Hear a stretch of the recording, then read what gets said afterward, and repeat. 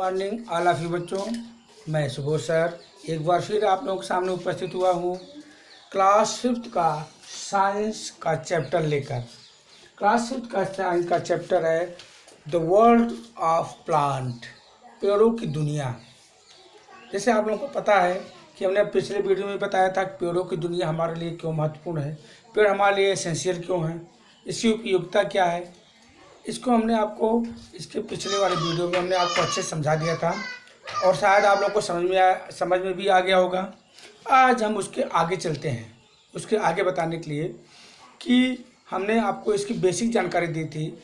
आज हम बताएंगे कि जो बीज प्लांटों से मिलते हैं उनका जर्मिनेशन कैसे होता है, जो प्लांट बनते हैं इनकी उत्पत्ति कहाँ से होती है, कैसे होती है, कैसे शुरुआत होती है, उस चीज़ को आज की वीडियो में आपको बताएंगे और आप इसको केयरफुली देखिएगा।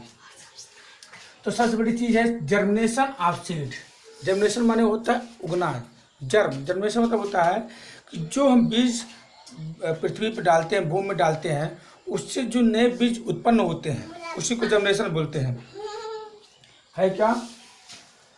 ड्यूरिंग जर्मिनेशन द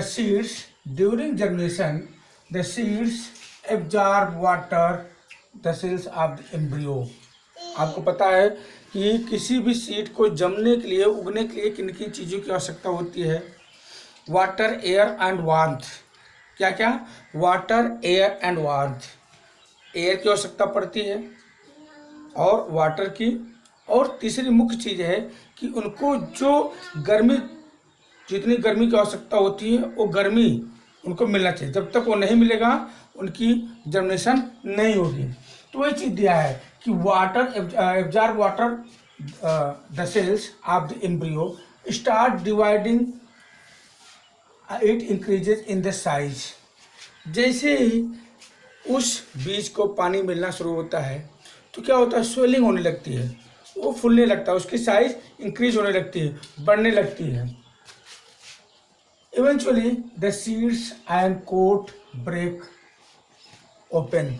तो आपने देखा होगा कि जो सीड होते हैं उनके ऊपर जो आवरी कोट होता है, जब वो पानी उनको मिलता है तो क्या होते हैं, धीरे धीरे वो ब्रेक हो जाते हैं, उनका जो आउटर कवरिंग होता है वो टूट जाता है। Firstly the beginning of the root or radicle sprout.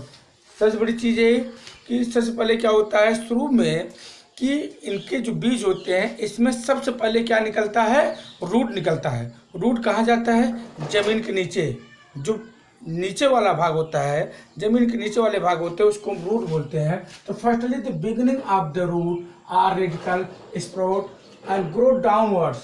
कहाँ जाते हैं? वो डाउनवर्ड्स, नीचे की तरफ। Followed by the shoot or plumule. उसको हम क्या बोलते हैं? या तो हम रूट बोले, या तो रेडिकल बोले, या तो रूट बोलते हैं। Followed by the shoot or plumule which produce the stem. अब प्लुमली क्या करता है?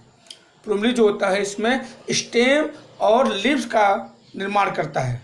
स्टेम और लीव्स का, जो पृथ्वी के ऊपर वाले भाग, जो जमीन के ऊपर वाले भाग होते हैं उसको हम प्लुमली बोलते हैं। The stem and leaves the seedling grow green leaves. क्या होता है, धीरे धीरे करके उसमें ग्रीन, हरे पत्ते बनने शुरू हो जाते हैं, ग्रीन लीव्स एंड कार्टिलेडस ड्राई। और जो कार्टिलेडस, जो बीज पत्र होते हैं, आपने देखा होगा दो तरह के बीज होते हैं, दो तरह के सीड होते हैं, मोनोकार्टिलेडस और डाइकार्टिलेडस। मोनो मतलब होता है कि जब उसके बीज के ऊपरी कोट को हम निकालते हैं तो एक बीज पत्र हो तो उसको मोनोकार्टिलेडस बोलते हैं। जब ऊपरी परत को हम निकालते हैं और उस बीज दो भागों में विभक्त हो जाता है तो उसको डाइकार्टिलेडस बोलते हैं। आप मुख्यतः इस चीज़ जान लीजिए, जो पल्सेस सीड होते हैं, जिसको दलहन फसल बोलते हैं, जिसका हम दाल खाते हैं, वो सब क्या होते हैं? डाइकार्टिलेडस होते हैं, द्विबीजपत्री होते हैं। तो cotyledons die up it soon grow into an adult plant. और धीरे धीरे करके वो क्या होते हैं, बड़े होते हैं और एक एडल्ट प्लांट बन जाते हैं। The change of the seed, इस सीड में जो चेंजिंग होती है into seedling is called germination. नए पौधे का जो जर्मिनेशन होता है, नए पौधों का उगना जो होता है वही क्या होता है? जर्मिनेशन होता है। The essential condition. अब देखिए कौन कौन सी इनको मुख्य अवस्थाएं होनी चाहिए। कौन कौन सी इनके लिए मुख्य चीज़ें होती है जो कि जर्मिनेशन के लिए चाहिए? क्या है?